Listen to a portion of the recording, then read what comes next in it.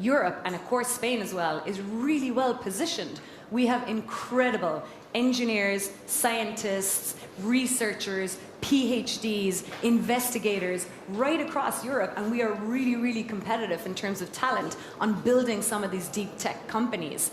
And we're going to be with you until 2 o'clock today, discussing between keynotes and panels all of these opportunities and what's happening in these different verticals and how these technologies are being applied. And we have speakers that have come from San Francisco, New York, London, and of course Madrid to be here today to share their experiences and tell you about some of the real great disruptions that they're actually building.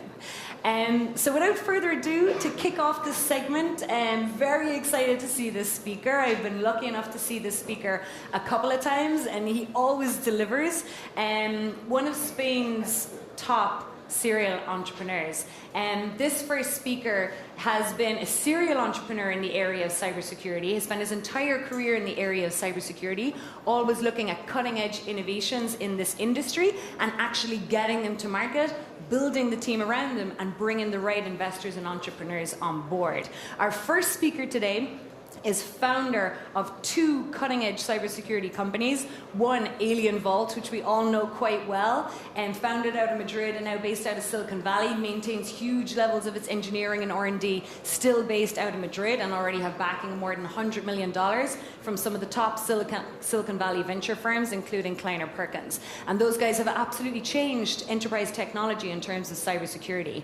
And now Julio is back at it again as founder and CTO of 4IQ, which is a counter-threat intelligence company, and the deep dark web with really amazing technology in terms of how they're identifying threats and helping companies prepare for the tsunami of threats that's happening around the world today. And so here to talk to us about the digital transformation of the criminal world is Julio Casal, founder of 4IQ. Thanks, Julio. Hello. Good morning. Thank you. Thank you for coming. I guess this is the... Yeah. All right, so very brief intro about me. I am from Madrid, relocated to Silicon Valley 2010. I was the founder, CEO of Alien Vault, which was, it is a startup in the cybersecurity space. It's raised more than 100 million in Silicon Valley venture capital. It was first invested by Adara, by the way. The first investor that brought us to the US was Adara, but from there we really grew, and it's already right now trying and preparing IPO. And then I co-founded 4IQ, which is a cyber intel company, and I'm an advisor at Adara, Trident Capital, and also in a couple of other startups. But let's start because I have only 15 minutes. And we need to go fast. So I just wanted to bring some light to not that visible space, which has been evolving and it's been transforming. There's been a huge digital transformation in the underground, in the criminal space. So in 2006, I'm sure that the Naval Research, the Army, this is the government of the US, never thought they would be one of the founders of these new black markets, these new underground spaces. So they created Tor. I'm pretty sure that some of you know about Tor, but Tor basically allows rerouting and allows anonymous navigation. It allows me to go from one point to another, doing typically you do 5 reroutes, 5 jumps.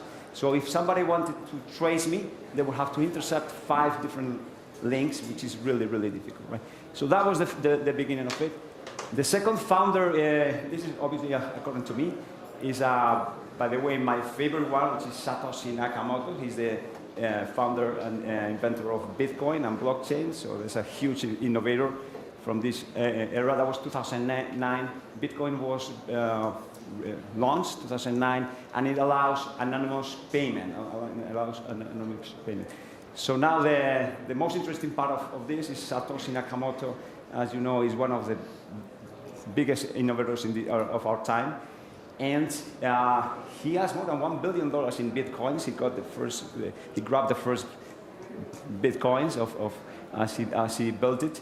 And nobody knows who he is. In fact, this is a fake name. We all believe this is a fake name.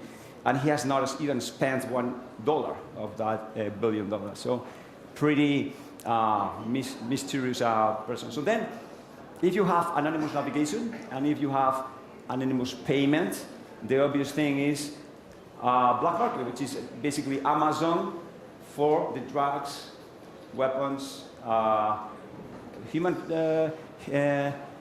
criminal activities, whatever type of human activities. So this is Ross Ulbricht, and he's the first founder of a black market, which was called Silk Road in 2011, just 2 years after Bitcoin.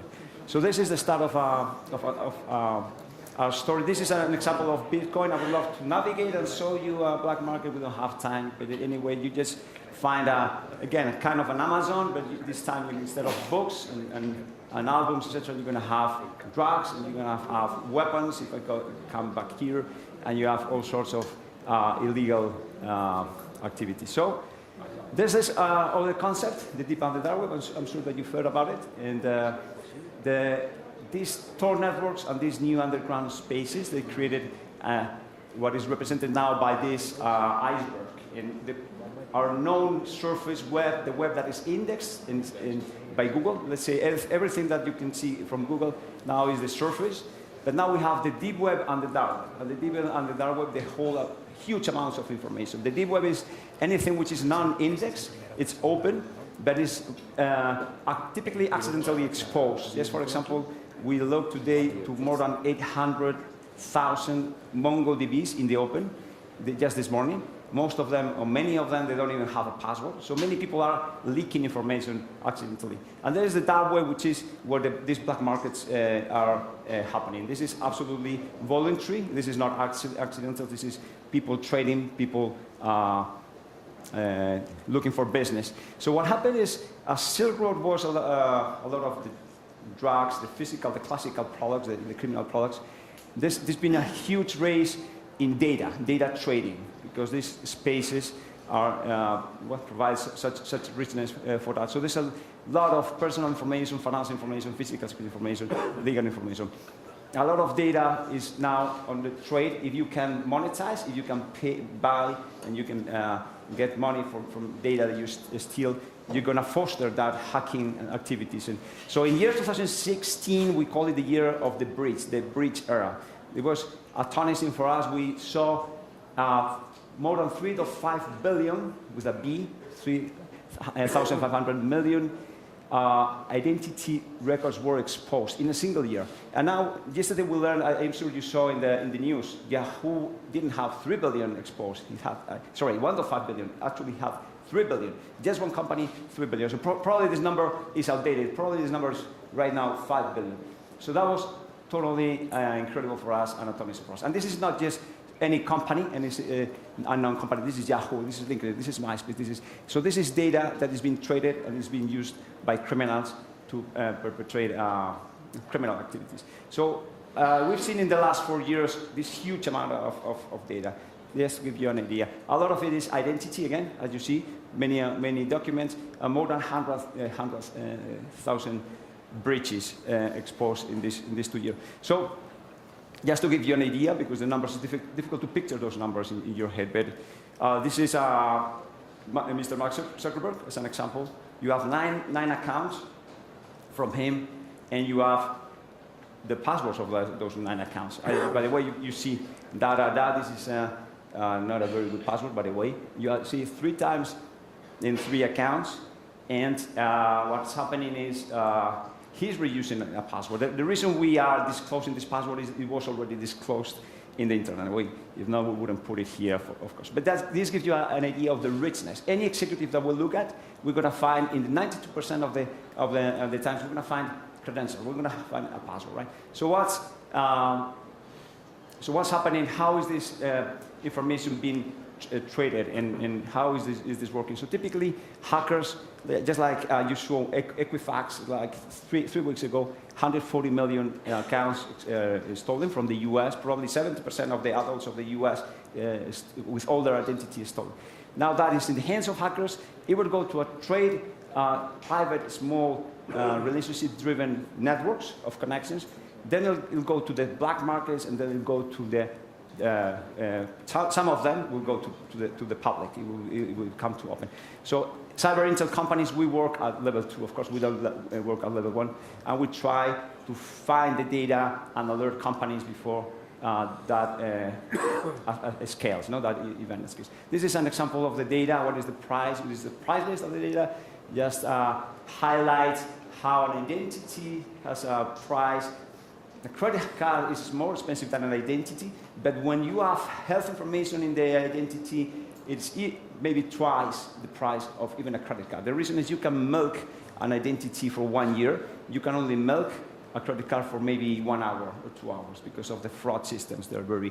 So this is the market of identity theft, which is, by the way, something we do a lot in 4AQ. So identity theft has been fostering. It's a huge problem in the US, and it's coming now into Spain and into other markets. Just some examples of an awareness of this, the problems that this raises. So we have account takeover and credential stuffing. This is just, why should I put a virus into your computer to hack you if I have the password? So people are just using the password. This is what Alex Thomas, Facebook CISO, said. Reuse of passwords is the number cause of harm in internet. People are just trying different passwords from different accounts and taking over accounts from users. There's a big CEO email scam problem that you've seen in these last years. I'm sure you've seen this. So I'm impersonating the CEO of the company and sending an email to the CFO. I send this 2 million, 10 million to this Chinese bank because we need to close this operation. So believe it or not, 2 or 3 billion lost in CEO scams. Amazing amount. This is a neighbor from our office in Los Altos.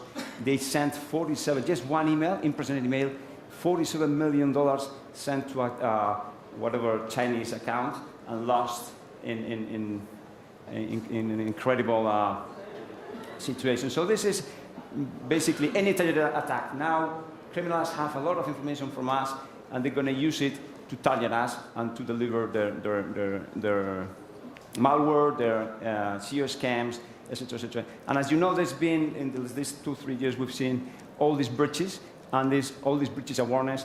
Previously, many breaches were unknown by the company, but they were unknown by the public. But now, since we have these markets, we've seen how companies, including Yahoo, most of them, I don't think Equifax, but most of them, they're finding that they've been breached because they see their data in the markets selling. And they say, oh, what is this? And typically they deny it, and finally they realize it's true, right? It happened over and over.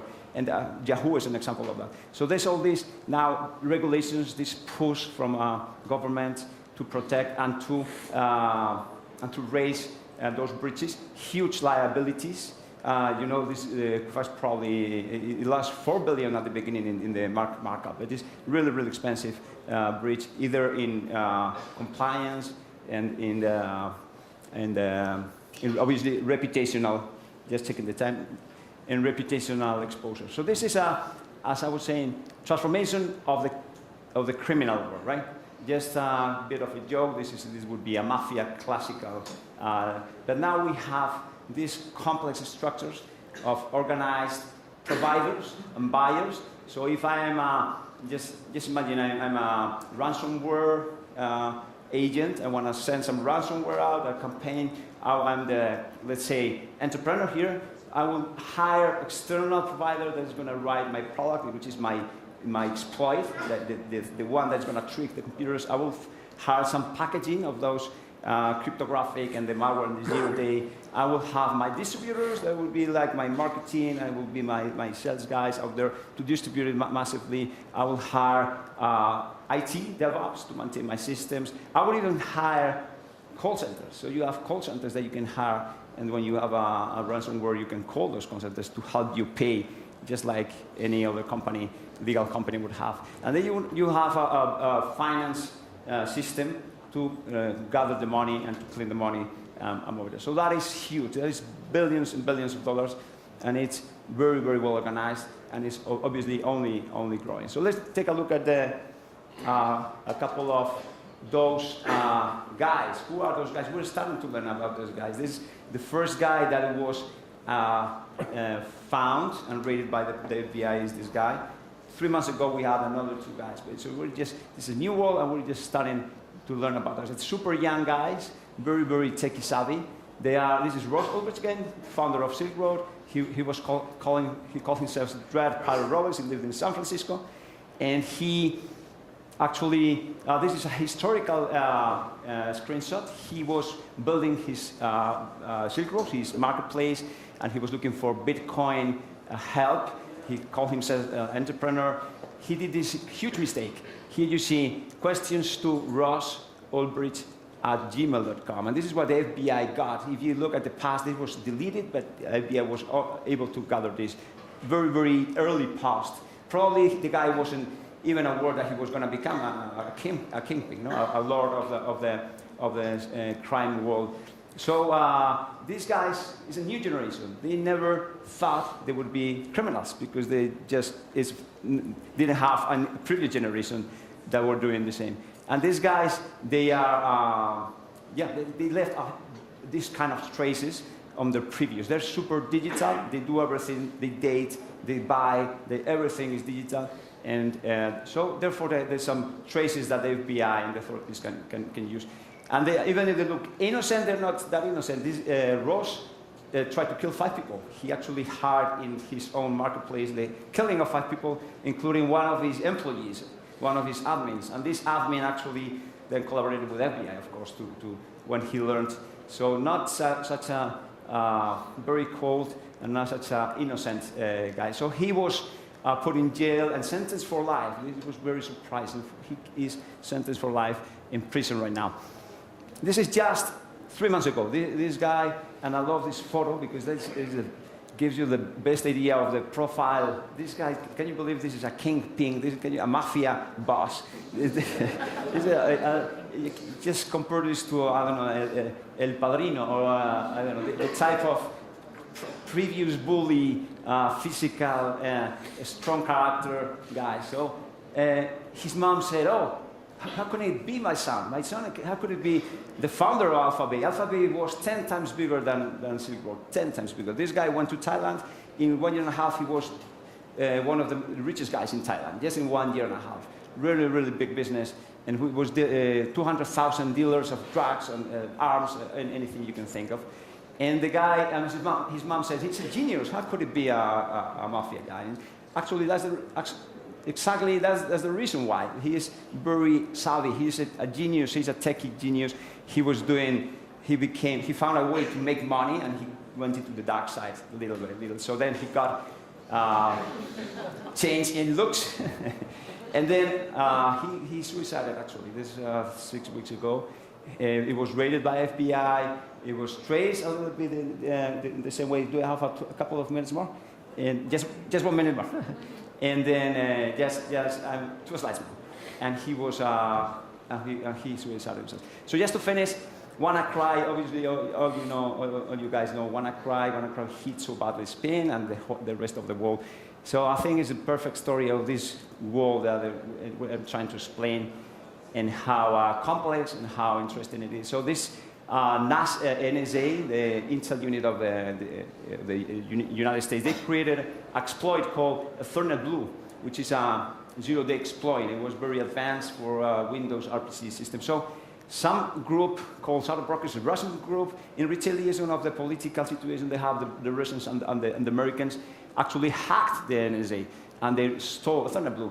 And they gave it to another of our actors in this space, which is WikiLeaks, this a legal organization that is putting everything out. So WikiLeaks published the exploit. No, they didn't even think about it, they just exploited. So some other Russian hackers, probably not super deep techie guys, they just got that exploit, they put a cryptography, they launched a ransomware, which, as you know, just crossed the world and created all that huge information. But this guy, which is a techie British cybersecurity expert, stopped it. I don't know if you heard about it, but this guy actually found a way to stop Wanna Cry. He became a hero. He was super unknown. And then he was invited to the Vegas conference to explain. As soon as he gets to Vegas, FBI grabs him and puts him in jail. And actually, they claimed he was not a white hat, but a black hat. He had a very long past of And actually, this is Brian Krebs, which is probably the best investigator in the world of cybercrime. And actually, in a deep irony again of this world, he was able to trace his past with the breaches that I explained before that were hacked from hackers. So hackers were hacked, all the information from those hackers, like these providers of denials of service, malware as a service, all the information was down, and using that information, this guy was able to depict and unveil and de-anonymize, as according to him, of course, this is according to him, and prove that he is actually an active. So I think it's a good example of how this world is and how complex it is, even though it's raising the threat and is creating a big problem for us, how damn interesting it is. It's a very interesting one. So that's all for me. I'm okay. Thank you. Excellent.